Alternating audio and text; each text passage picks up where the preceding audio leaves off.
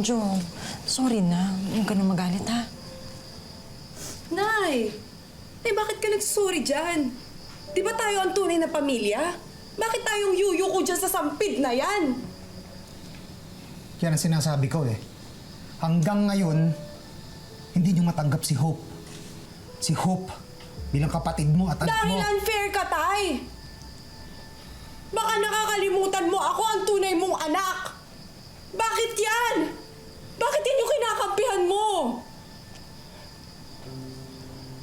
Hindi totoo yan. Hindi totoo? Pes yun yung nararamdaman ko, Tay. Kaya wag mo kaming sisisihin ni Nanay.